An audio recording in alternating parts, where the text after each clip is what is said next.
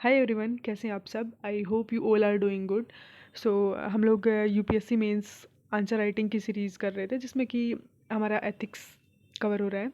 और इसके अंदर हमारा जो आज का टॉपिक है वो कंसेंट से रिलेटेड है।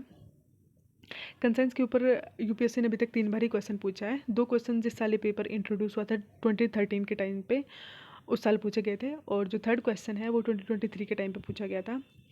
2013 में जो 2 क्वेश्चंस पूछे गए थे वो इसके बिल्कुल बेसिक थे। मींस क्राइसिस ऑफ कंसर्न्स क्या होता है या फिर वॉइस ऑफ कंसर्न्स क्या होता है और कैसे क्राइसिस ऑफ कंसर्न जैसी सिचुएशन को हैंडल किया जा सकता है। लेकिन 2023 में जो क्वेश्चन पूछा गया था वो एप्लीकेशन बेस्ड था। और यहाँ पे एक स्टेटमेंट दी थी यूपीएससी ने कि क्या कंसाइंस एक ज़्यादा रिलायबल गाइड है compare to laws rules and regulations in the context of ethical decision making, और इस चीज़ को डिस्कस करना था। तो सबसे पहले स्टार्ट करेंगे हम कि वॉइस ऑफ कंसाइंस या फिर सिंपली अगर मैं बोलूँ कंसाइंस होता क्या है। तो कंसाइंस ये आपकी इंट्यूशन या फिर कोई पावरफुल इंटरनल गाइड होती है जब जो आपकी हेल्प करती है जब भी आपको कोई डिसीजन लेना है, और ये उस डिसीजन में झलकती है आपकी वैल्यूज़ के थ्रू या फिर आपके प्रिंसिपल्स के थ्रू। तो वॉइस ऑफ कंसाइंस आप किसको बोलेंगे, आपकी इंट्यूशन या फिर आपकी पावरफुल इंटरनल गाइड को, जो कि आपके डिसीजन लेने में आपकी हेल्प करती है। फिर क्राइसिस ऑफ कंसाइंस क्या होता है। क्राइसिस ऑफ कंसाइंस एक ऐसी सिचुएशन है जब एम्बिग्यूअस वैल्यूज और कॉन्सिक्वेंसेस के बीच में आप फंस जाओ। मीन्स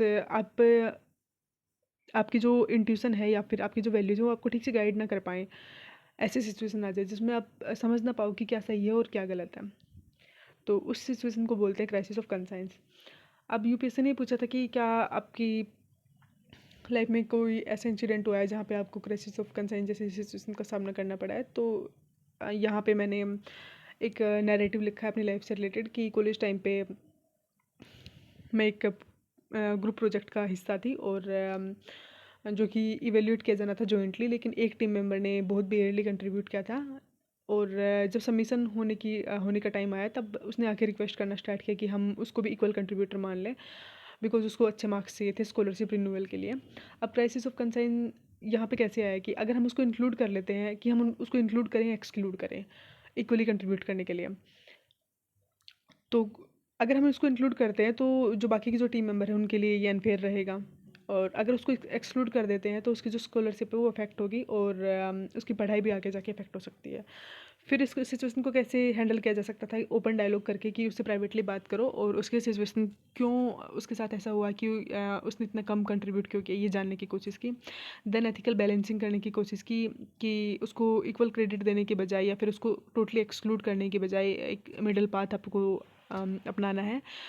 और उसके लिए आपको एक ट्रांसपेरेंट एक्शन लेना पड़ेगा कि आपको प्रोफेसर को इन्फॉर्म करना पड़ेगा, जो भी सिचुएशन है वो उनको ऑनेस्टली बतानी पड़ेगी, और उनको रिक्वेस्ट करना पड़ेगा कि आप एक डिफरेंशिएटेड इवैल्यूएशन कीजिए इंडिविजुअल कंट्रीब्यूशन के बेसिस पे, और फिर आप सपोर्ट कीजिए कंपेशन के बेसिस के बिहाफ पे, या फिर सपोर्ट कीजिए विद कंपेशन। ओके। अगर एक सिविल सर्वेंट को क्राइसिस ऑफ कंसर्न जैसी सिचुएशन का सामना करना पड़ता है तो वो अपने आप को कैसे तैयार करेगा। तो यहाँ पे आप देख सकते हैं कि इसका आंसर मैंने इमोशनल इंटेलिजेंस की जो कंपोनेंट है उनकी हेल्प से लिखा है कि वो उस पर्सन को सेल्फ अवेयर रहना चाहिए अपने इमोशंस और ट्रिगर्स और बिहेवियर्स के को लेके।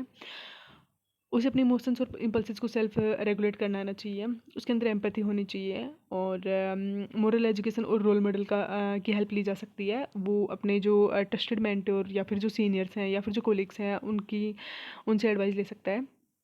टाइम निकाल सकता है अपने लिए to reflect values and priorities कि उसके प्रिंसिपल और उसकी वैल्यूज़ उसको किधर गाइड कर रही हैं और उसकी क्या प्रायोरिटी होनी चाहिए। और लास्ट है कि जो भी रेलेवेंट एथिकल कोड्स या फिर लॉज हैं या फिर कोई पॉलिसी है उनको उसको कंसल्ट करना चाहिए। तो इस तरीके से जो एक सिविल सर्वेंट है वो अपने आप को रेडी कर सकता है वॉइस ऑफ कंसाइंस या फिर क्राइसिस ऑफ कंसर्न जैसी सिचुएशन से डील करने के लिए। अब ये तो थे बिल्कुल बेसिक वाले क्वेश्चन कि वॉइस ऑफ कंसर्न्स क्या होता है या फिर क्राइसिस ऑफ कंसर्न्स क्या होता है और कैसे आप इस सिचुएशन से डील कर सकते हो। जो 2023 में जो क्वेश्चन पूछा गया था वो ये था कि क्या कंसर्न्स एक ज़्यादा रिलायबल गाइड है when compare to laws rules and regulations in the context of ethical decision making. तो इसका जो आंसर है उसमें आपको दोनों दोनों जैसे एक सिक्के के दो पहलू होते हैं, तो वैसे ही आपको इसमें भी दोनों साइड्स के पॉइंट लिखने हैं। कि कुछ लोग आर्ग्यू करते हैं कि ये कंसाइंस जो है एक पावरफुल इंटरनल गाइड है जो कि रिफ्लेक्ट करती है किसी भी पर्सन की वैल्यूज़ को, जबकि कुछ लोग ये सजेस्ट करते हैं कि ये फॉलेबल है और इसमें बाइसनेस और सोशल कंडीशनिंग जैसी चीज़ें ऐड हो सकती हैं। अब जो फिलोसोफर थे लोग, उन्होंने बोला था कि ये किस पे बेस है। कंसाइंस जो है वो एक इनेट प्रिंसिपल्स पे बेस है, और ये डेलिब्रेटेड होती है इस बिहाफ पे कि ये ऑब्जेक्टिव है, सब्जेक्टिव है। लेकिन वहीं जीन पोल का ये मानना था कि ये रिलायबल गाइड नहीं है, क्योंकि ये सब्जेक्टेड है सोशल कंडीशनिंग से, सेल्फ डिसेप्शन से और एक्सटर्नल इन्फ्लुएंसेस से, जैसे कि कल्चर हो गया, rather than internal moral principles. Saint Paul का मानना था कि ये मोरल गाइड है और इसको किसी भी रूल्स और थ्योरी की ज़रूरत नहीं है।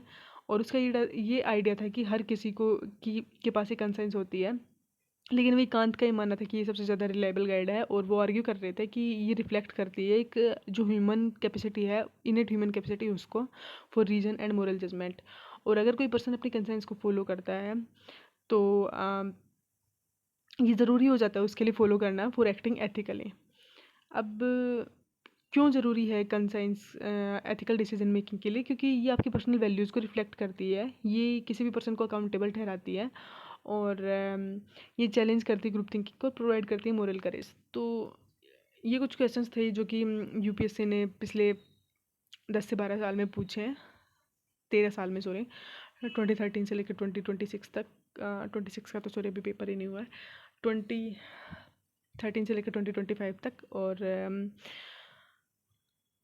स्टार्टिंग के ईयर्स में यूपीएससी ने इससे बिल्कुल सिंपल क्वेश्चन से पूछे थे, बट अभी यूपीएससी स्टेटमेंट बेस्ड क्वेश्चंस बनाने लग गया है, तो वो थोड़ा मिक्सिंग भी करने लग गया है। जैसे काफ़ी सारे कीवर्ड डाल देगा एक क्वेश्चन के अंदर कि कौन सा किसको अफेक्ट कर रहा है या फिर कौन सा किससे रिलेटेड है। तो आपको इसके लिए प्रिपेयर्ड रहना है। और जब भी पेपर में ऐसा कंसाइंस पे अगर कोई क्वेश्चन आता है तो आप उसकी लेवल लैंग्वेज में उसकी डेफिनेशन लिख सकते हो, उससे रिलेटेड कोई एग्जांपल लिख सकते हो। जैसे मैंने यहाँ पे एक विसल ब्लोअर का एग्जांपल लिख रखा है। और इसके साथ ही हमारा आज का डिस्कशन एंड होता है। आई होप कि ये सेशन आप सभी को पसंद आया होगा। अगर आप लोगों को कोई भी इनपुट देने तो वो आप कमेंट बॉक्स के थ्रू दे सकते हो, हम उसको नेक्स्ट वीडियो में डिस्कस कर लेंगे। Thank you so much.